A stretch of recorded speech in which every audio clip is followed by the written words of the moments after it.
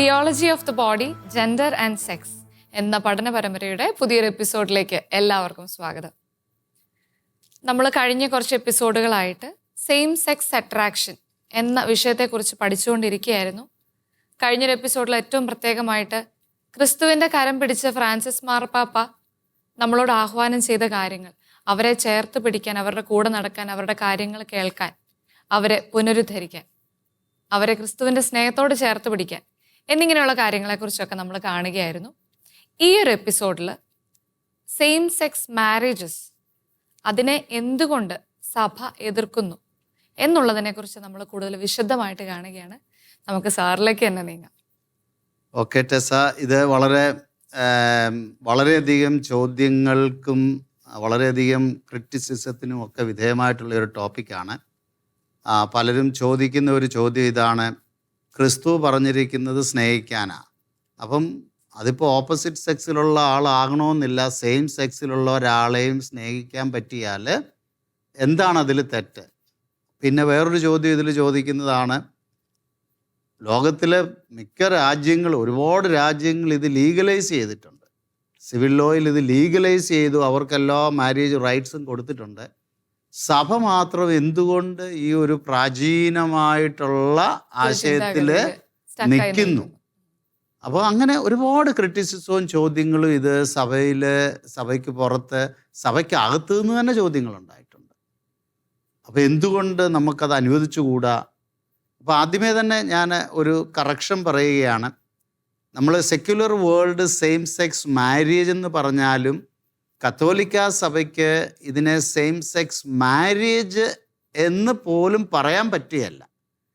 കാരണം നമ്മുടെ മാരേജിൻ്റെ concept entirely different ആണ്.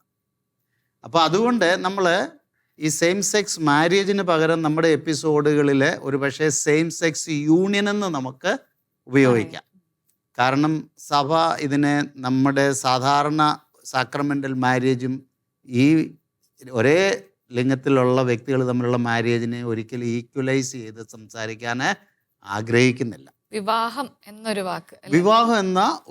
വാക്ക് നമ്മൾ അതിന് ഉപയോഗിക്കാതിരിക്കുന്നതാണ് ഏറ്റവും നല്ലത്. അപ്പോൾ അതുകൊണ്ടാണ് സെയിം സെക്സ് യൂണിയൻ, ഒരേ സെക്സിലുള്ള രണ്ട് പേര് തമ്മിൽ ഒരുമിച്ച് ജീവിക്കുന്നു, നമ്മൾ ലിവിങ് ടുഗദർ അല്ലേ, ആ രീതിയിലെ സഭ അതിനെ കാണുന്നുള്ളൂ.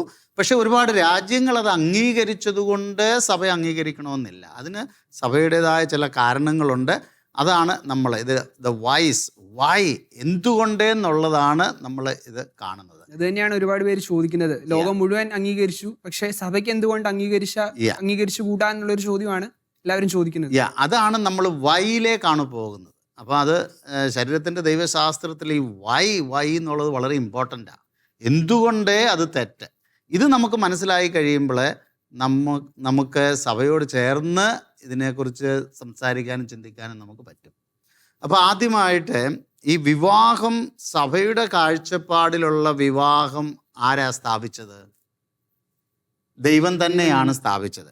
മതബോധന ഗ്രന്ഥം 1603 പാരഗ്രാഫിൽ പറയുന്നു: ദാമ്പത്യ ജീവിതത്തിൻ്റെയും സ്നേഹത്തിൻ്റെയും ഗാഢമായ കൂട്ടായ്മ സൃഷ്ടാവ് സ്ഥാപിച്ചതും അവിടുന്ന് നൽകിയ നിയമങ്ങളിൽ അധിഷ്ഠിതവുമാണ്. വിവാഹത്തിൻ്റെ കർത്താവ് ദൈവം തന്നെയാണ്. സ്ത്രീയും പുരുഷനും സൃഷ്ടാവിൻ്റെ കരത്തിൽ നിന്ന് വന്നതുപോലെ അവരവരുടെ പ്രകൃതിയിൽ തന്നെ ആലേഖിതമാണ് വിവാഹത്തിനുള്ള വിളി. അപ്പോൾ ചുരുക്കി പറഞ്ഞാൽ സഭ നമ്മളോട് പറയുന്നത് ദൈവം തന്നെയാണ്, ദ ക്രിയേറ്റർ തന്നെയാണ് ആ ക്രിയേറ്ററിൻ്റെ വലിയ പദ്ധതിയിൽ നമ്മളെ ആണും പെണ്ണുമായി സൃഷ്ടിച്ച് ആദ്യത്തെ വിവാഹം നമ്മളെ സൃഷ്ടിയുടെ ആരംഭത്തിൽ നമ്മൾ കാണുന്നു. ദൈവം തന്നെ അവരെ കൂട്ടി യോജിപ്പിച്ചു, ആശീർവദിച്ച് അവരെ വിടുകയാണ്, ലോകത്തിലേക്ക് വിടുകയാണ്, അവരുടെ ദൈനംദിന ജീവിതത്തിലേക്ക് വിടുകയാണ്. അപ്പോൾ ഇത് ദൈവത്തിന് ഒരു പദ്ധതിയും ദൈവത്തിൻ്റെ ഒരു പ്ലാനും ഒരു നിയമവും അനുസരിച്ചിട്ടാണ് ഈ ഭൂമിയിലെ വിവാഹം പിന്നീട് ഇപ്പോഴും തുടർന്നുകൊണ്ട് പോകുന്നത്. അത് സാക്രമെൻ്റൽ മാരേജ് ആകാം, നാച്ചുറൽ മാരേജ് ആകാം. ഓക്കെ, അപ്പോൾ ഇങ്ങനെ വരുമ്പോൾ നമ്മൾ മനസ്സിലാക്കേണ്ടത് വിവാഹം എന്നുള്ള വാക്ക് ഒരു സ്ത്രീയും പുരുഷനും തമ്മിലുള്ള ഒരു ആഴമായ ഗാഢമായ സ്നേഹത്തിൻ്റെയും അതുപോലെ തന്നെ ദൈവത്തിൻ്റെ ജീവൻ്റെയും പ്രതീകമായിട്ട് ദൈവത്താൽ സ്ഥാപിതമായ ഒരു വലിയ കൂദാശയാണ്. അപ്പോൾ ഈ കൂദാശ എന്ന് നമ്മൾ പറയുമ്പോൾ നമ്മൾ മനസ്സിലാക്കേണ്ടത് കൂദാശയ്ക്കൊരു വളരെ ബ്രോഡർ അർത്ഥമുണ്ട്.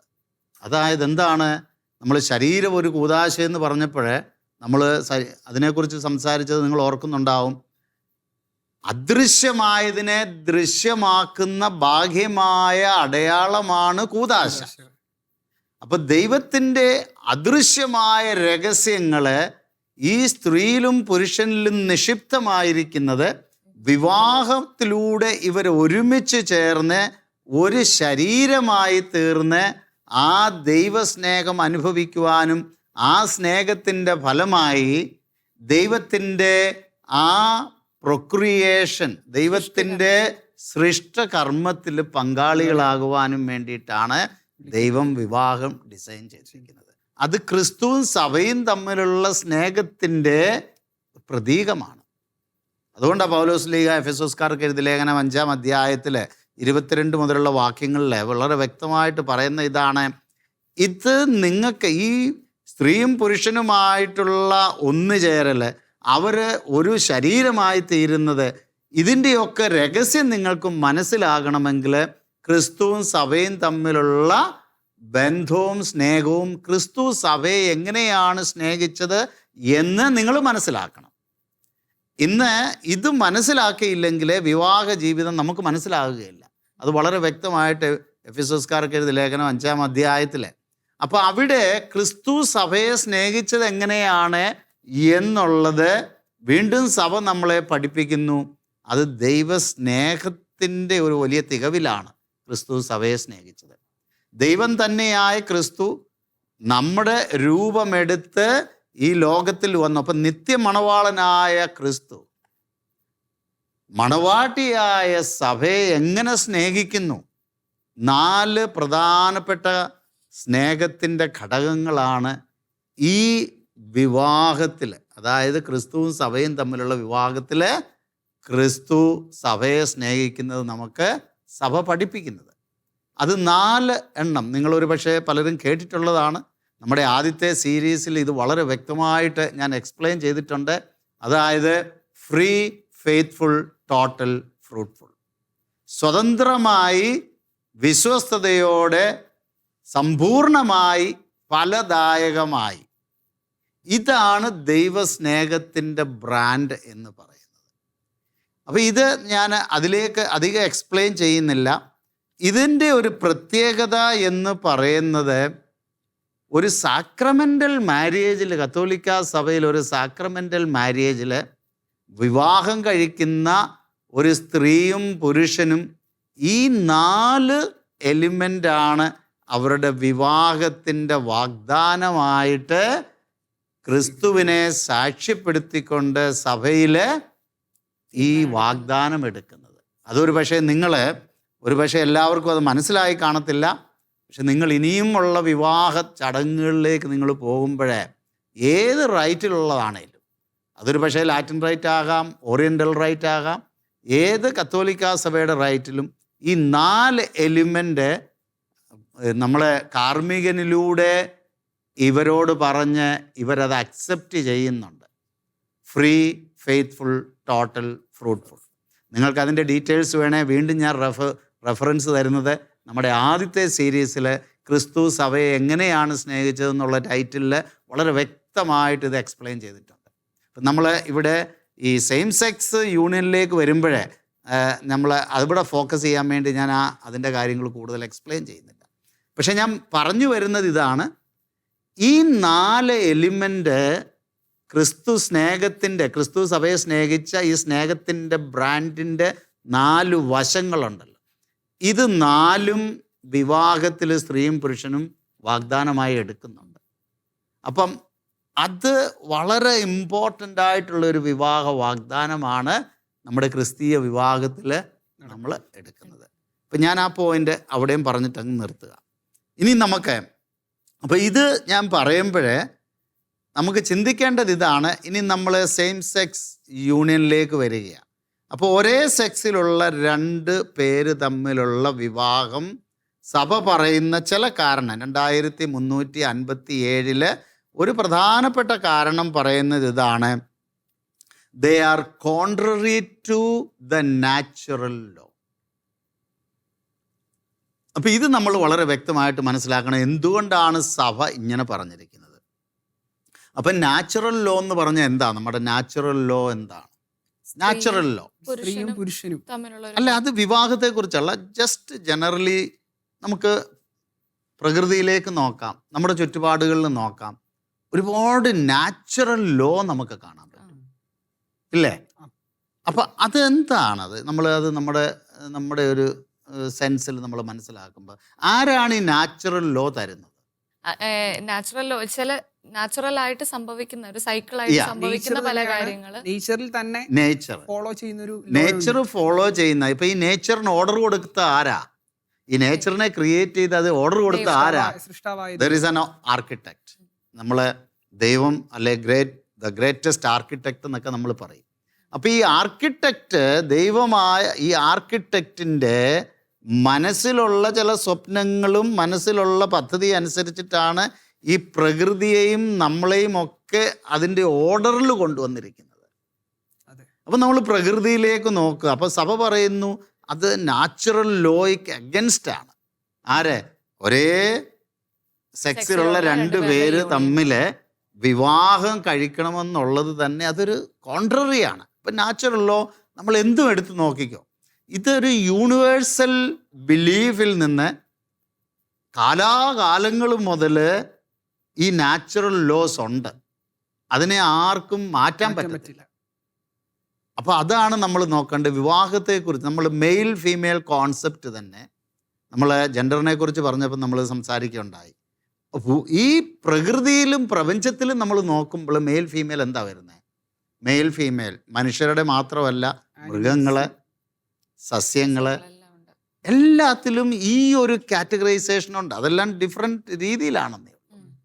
അപ്പം ഇതിൻ്റെ ഒരു പ്രത്യേകത എന്ന് പറഞ്ഞാൽ ഈ മെയിലും ഫീമെയിലും ഡിഫറൻസോടുകൂടിയാണ് മനുഷ്യനെ ഡിഫറൻസോടുകൂടി കോംപ്ലിമെൻ്ററി ആയിട്ട് മനുഷ്യനെ സൃഷ്ടിച്ചു എന്ന് പറഞ്ഞതുപോലെ ആ ഒരു അർത്ഥത്തിൽ സ്ട്രിക്റ്റായിട്ടല്ലെങ്കിൽ തന്നെ മെയിലിനും ഫീമെയിലും ഡിഫറൻസ് കൊടുത്തുകൊണ്ടാണ് പക്ഷികൾക്കായാലും മൃഗങ്ങൾക്കായാലും അല്ലെ സസ്യങ്ങൾക്കായാലും നമ്മൾ മെയിൽ ഫീമെയിൽ നമ്മൾ ഉപയോഗിക്കുമ്പോൾ അതിനെക്കുറിച്ച് ചിന്തിക്കുന്നത്. നമ്മൾ ഒരു പൂവിനെ തന്നെ എടുക്കുക.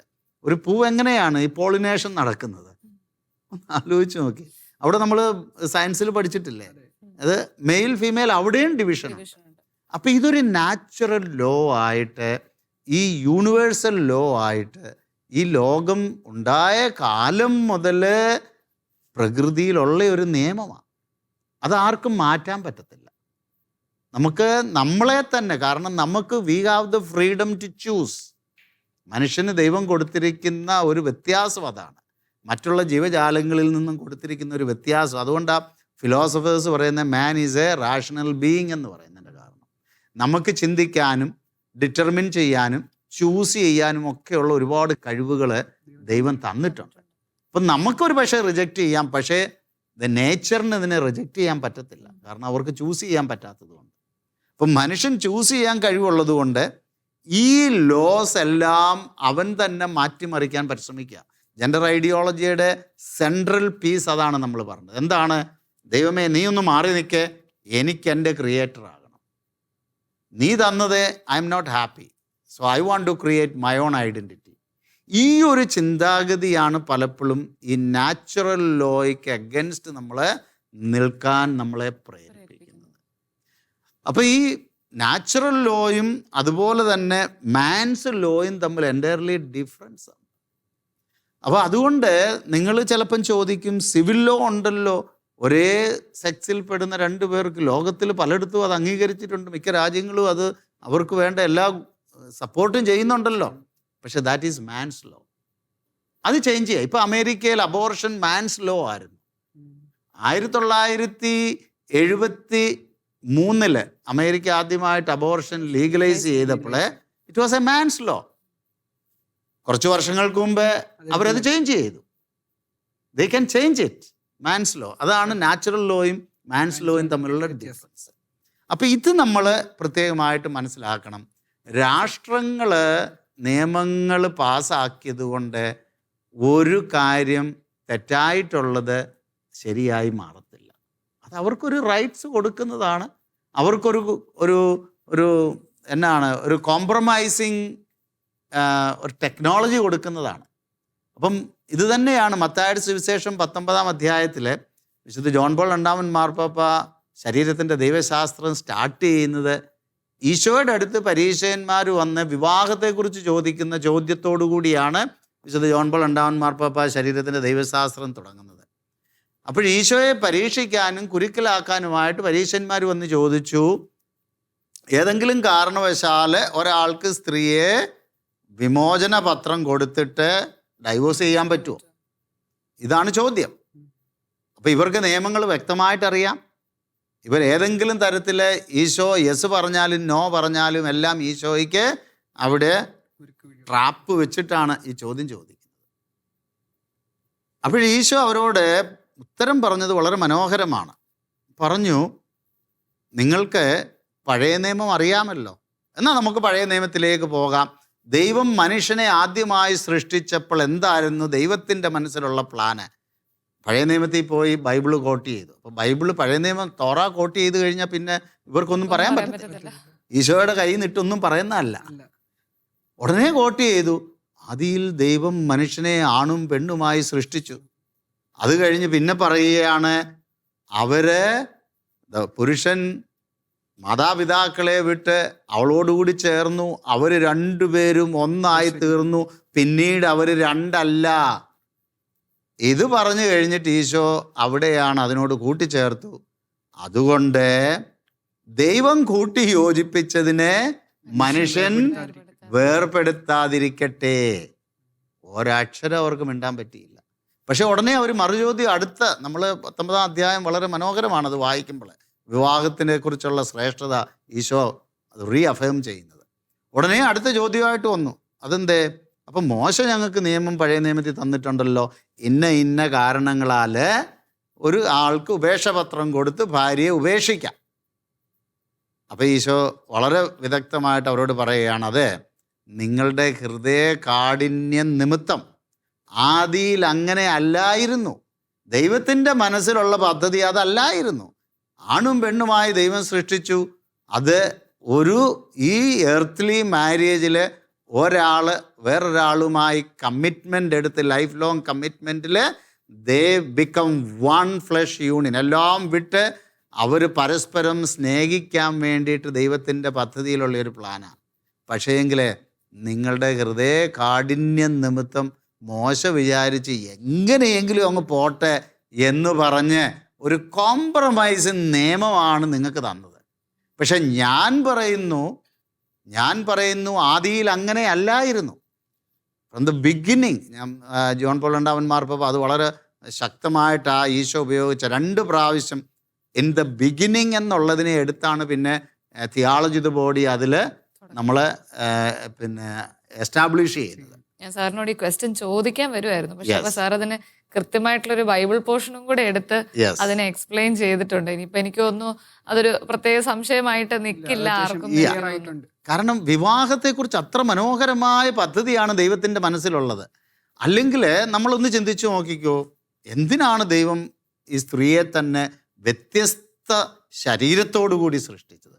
കോംപ്ലിമെൻറ്റാരിറ്റി അത് ഫിസിക്കൽ ഫീച്ചറിലുണ്ട്, സൈക്കോളജിക്കൽ ഫീച്ചറിലുണ്ട്, സ്പിരിച്വൽ ഫീച്ചറിലുണ്ട്.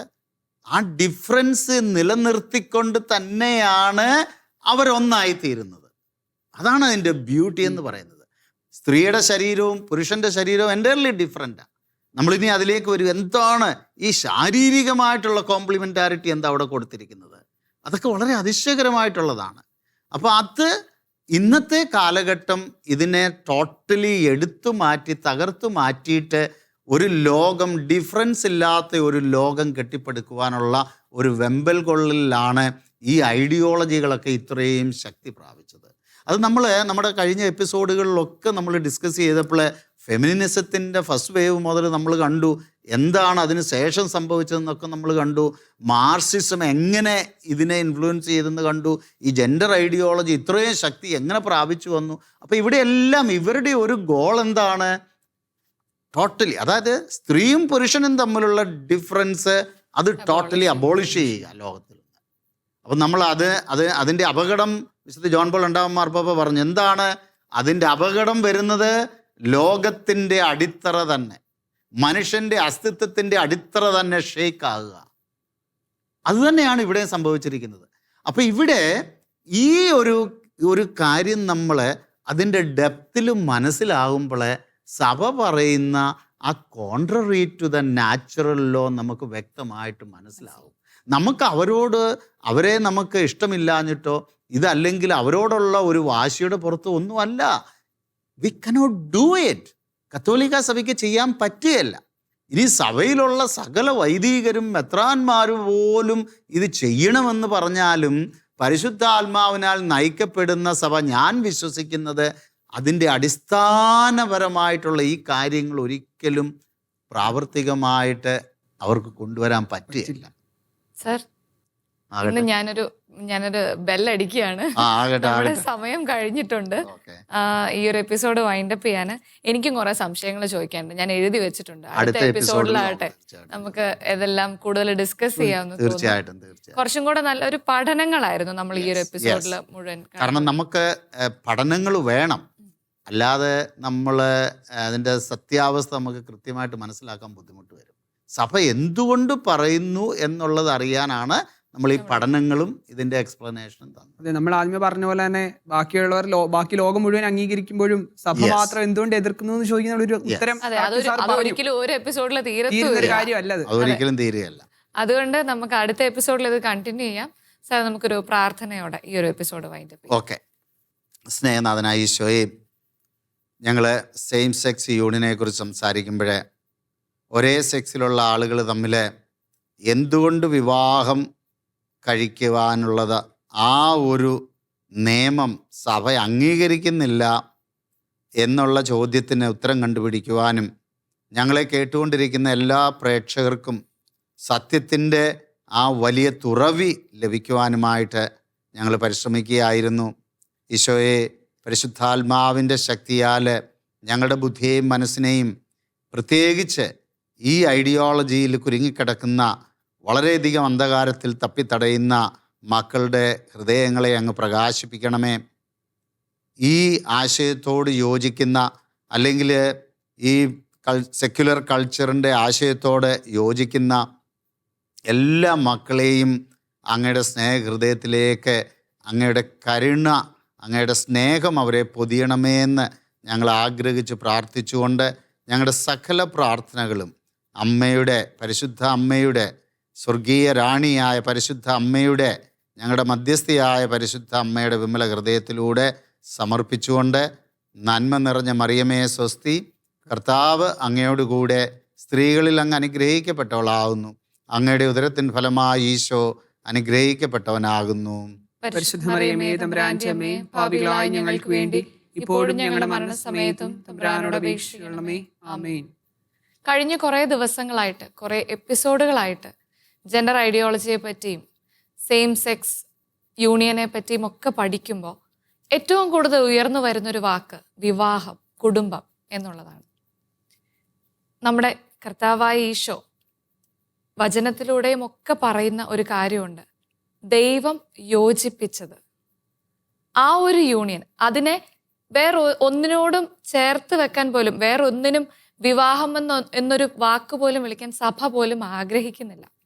അതുകൊണ്ട് തന്നെ അതിൻ്റെ ഒരു പവിത്രത, അതിൻ്റെ ഒരു ദൈവികത, അതെല്ലാം ഇവിടെ വെളിപ്പെട്ട് കിട്ടുകയാണ് നമുക്ക്. അതുകൊണ്ട് തന്നെ വിവാഹത്തെ കൂടുതൽ സ്നേഹത്തോടെ, കൂടുതൽ ശക്തിയോടെ, കൂടുതൽ ആത്മാർത്ഥതയോടെ ഒക്കെ കാണാൻ നമ്മളെ ഓരോരുത്തരെയും ദൈവം അനുഗ്രഹിക്കട്ടെ എന്ന് പ്രാർത്ഥിക്കുന്നു. നമുക്ക് ഓരോരുത്തർക്കും അടുത്ത ആഴ്ച വരെ പ്രാർത്ഥനയിലായിരിക്കാം. ഈ എപ്പിസോഡ് ഇവിടെ പൂർണ്ണമാകുന്നു. നിങ്ങളുടെ സംശയങ്ങൾ എഴുതി അറിയിക്കാൻ മറക്കണ്ട. info@tobforlife.org